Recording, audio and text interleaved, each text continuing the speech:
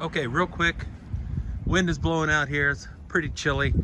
Just want to shout out one more time, Jim Glover, Auto Family. We dealt with them, Owassa. We got the 2500. We ordered a year ago. About the only options we got the fixed rear glass. We got the fixed glass on the side. Like I said, the 2500 chassis.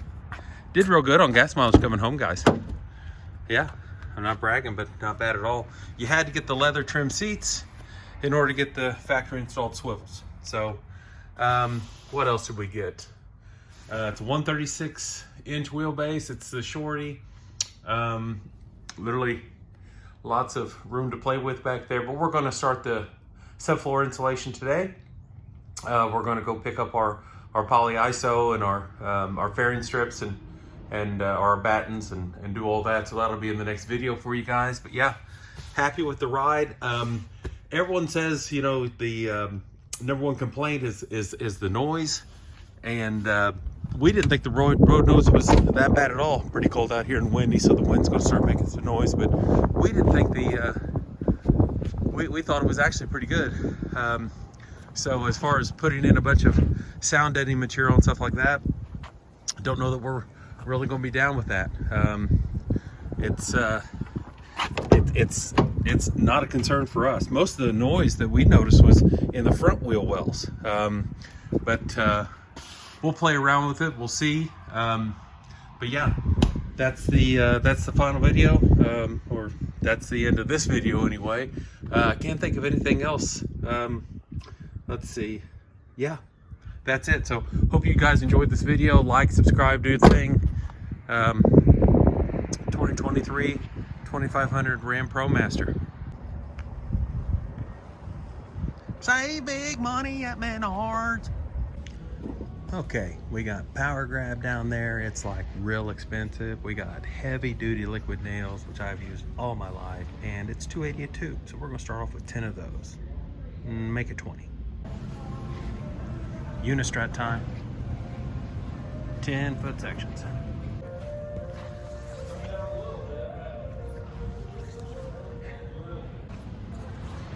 We'll go with the poly ISO, 1/2 inch.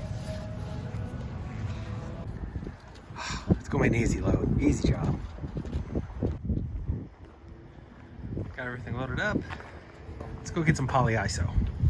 So we got the sound deadening all installed. Really cold day, first day.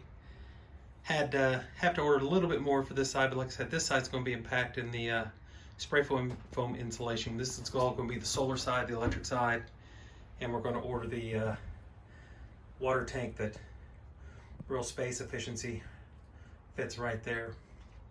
And yeah, this is day one. Let's start building some templates. Subfloor. Okay, today's the paint day. We're going to make sure that all of our fairing strips, our battens that we use, our floor, all the flooring gets painted and primed. And we got a real cold day today, so we're in the garage and trying to make the best out of a bad situation. Got a lot of rain last night, and this is about the only project we could start with. So before we put down our grid and put the boards on the floor, we want to make sure that we get them a couple nice coats of the let's see here. We got the type of primer that's mold mildew resistant and rust inhibited. We're going to use stainless steel screws to put the decking down, and we're actually going to glue these to our floor. So then we'll screw in the subfloor with the stainless steel screws. So this is the before, and hopefully next clip we'll have all these painted. It's just the extra step, fellas. We're going to make sure all of our wood is primed with the mold mildew resistant primer. It's an extra step, takes you a couple more hours, let it dry, put a second coat on. We're doing the second coat right now. And then we'll just do the touch up on any exposed wood after we make our cuts. But yeah, we're going to do all of our 4x8 sheets on both sides. And we're going to do all of our battens, all of our fairing strips, give them a good coat. Yeah. All right, got 2 coats on. That took about 1/3 of a gallon. As far as the material, about 24, 28 bucks for the, you know, what the pros use. And we use that Zinsser 123, I think, mold mildew resistant. But yeah, for a cold, windy day, getting all we can get done. And hopefully we can start setting our grid and cutting these boards for our subfloor in a couple of days. Hopefully we got some cold weather coming up with some sunny days, and hopefully we can start installing and get these things glued up. Some of them are bowing, and kind of gives you a pretty good evaluation of what boards you want to cut and make shorties, and which boards are nice and true and aren't going to fight you a lot when you begin to glue them in. But yeah, we'll catch you tomorrow. So we got a better day today. We're continuing to put the primer on our subfloor on both sides. We're getting our grid ready. We're going to do pretty similar to what we've seen a lot of other people do. Just everybody's got a different opinion on the type of foam insulation you need to use. We're going to go with 1/2-inch polyiso. Everyone's got a different opinion on how you do your floor grid. Is there actually going to be flex? You know, should you make long runs with your battens? Like I said, guys, everybody's got a different opinion. This is what works best for us. Don't do what we're doing. You engineer it yourself. You'll be happy in the long run. And yeah, so here's what we're going to do. We're going to get these glued up. We're going to put our front part of our grid in, and we're going to start our template for our subfloor. That's our goal today, and we'll see how far we get.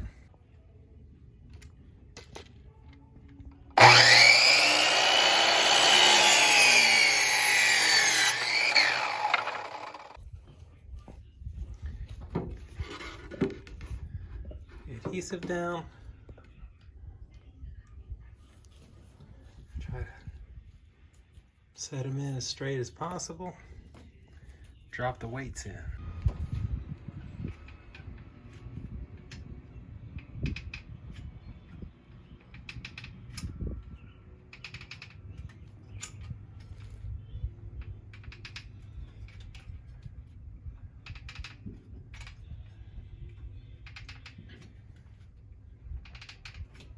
Recording.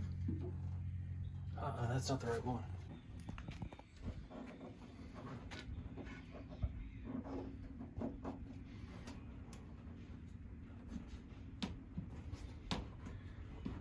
Line them up, squish them in, put some weights on them. Give them about 24 hours, fellas and fellettes.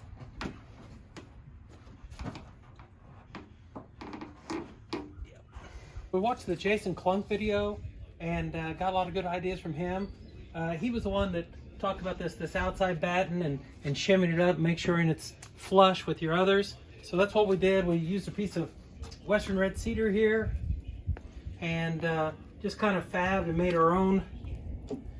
And we're going to put some weights on it, lock it down, and use that for our batten.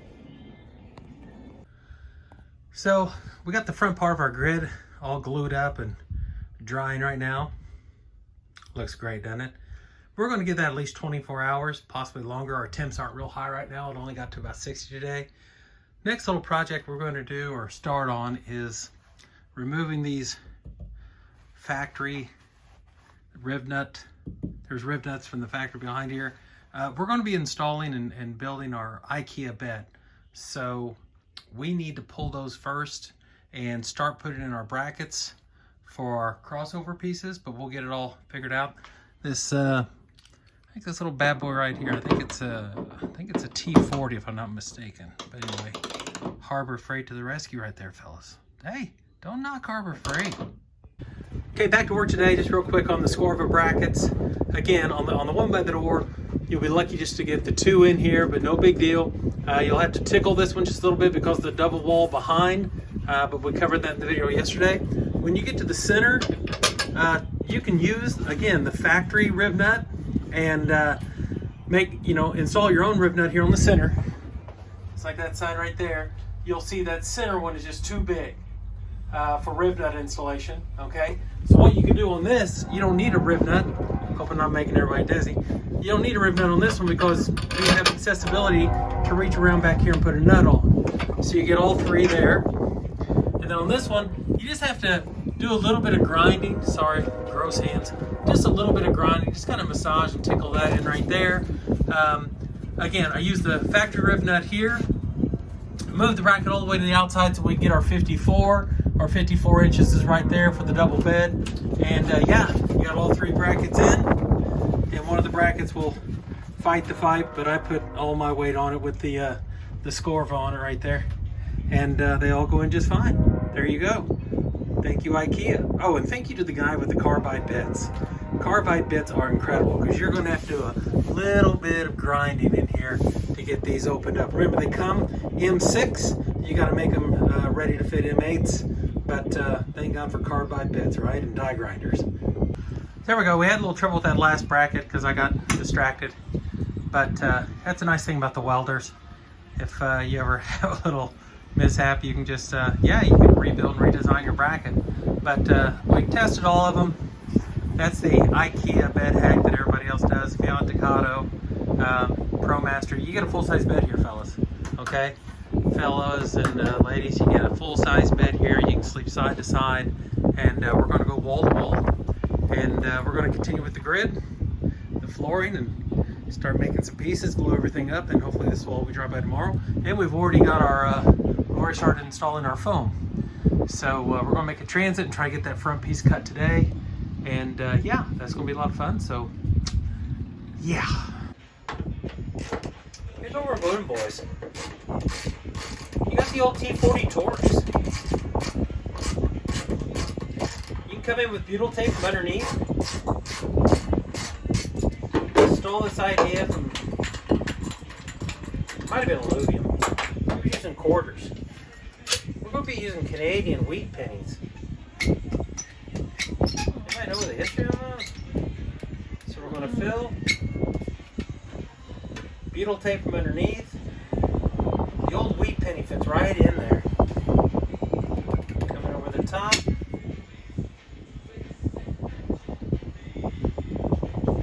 Done.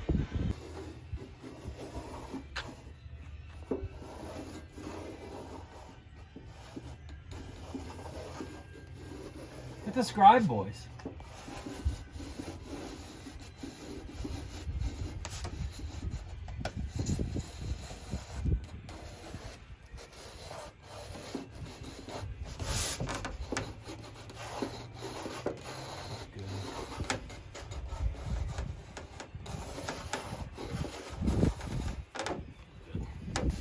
Just 2 things.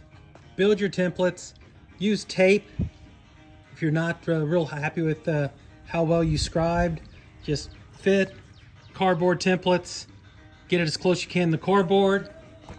Other tip here, if you're going to make these long cuts, all right, with a handsaw, just make sure you score and cut with a razor blade first. A lot of people talk about that. It will splinter if you don't. If you got a little jigsaw for this, it's easy enough. You don't necessarily have to score it if your blade's sharp, but if your blade's a little dull, it might try to come apart on you. But yeah, it's time to fit. Okay, real quick, first time with the homemade scribe, I tried to get one that was really, really narrow so I could get around these pieces, be able to go down in without much distortion. Anyway, it's the first time I've ever used a scribe. We're 70.5 out to out, 4 feet across, and that hits our batten strip that we want to make sure with the 1/2-inch plywood, we want to make sure we hit right there on that batten, and we did, and not bad fit at all, boys. I'm pretty happy for the first time ever doing it. If I can do it, believe me, folks, you can do it. Just a little reminder: don't forget to mark your batten strips with some tape, some locator, because that's where you're going to pop your chalk line and you're going to screw in. And we're going to finish up the insulation and get this all screwed down. So before we installed our foam and got our Reflectix all done with our taping and stuff, we wanted to go over our floor one more time, just using a good all-purpose cleaner, maybe a light bleach, make sure all your microbials and anything. I know it's a new vehicle and everything, but just wanted to make sure we sprayed everything down, wiped it all down real good. You know, little tips. So last step before we actually put the board on and screw it down with the zinc-coated screws, we're actually going to do the Reflectix all the way around. We're going to do we want that moisture barrier. So we're going to, that's why we got the aluminum back. Actually, this is dual-sided polyiso, but we used kind of a bleach all-purpose cleaner. We got our floor all spick and span This truck only has like 180 miles total on it. Drove it back from Tulsa or Owassa. And yeah, so we're putting the Reflectix in now and getting ready to install our first board. What do you think, pup? You like Reflectix? You like that? Starting to go in. It's a really, really tedious, labor-intensive job. It's been a long day. We're going to set this last board and call it a night and get on this one tomorrow. Yeah, when you're doing the Reflectix, and we even added just a little bit of spray foam over in this corner just to make sure. We use the non-expanding, but any of our cracks, we just wanted to make sure we put just a little bit of spray foam. Yeah, so we're going to set this and call it a night.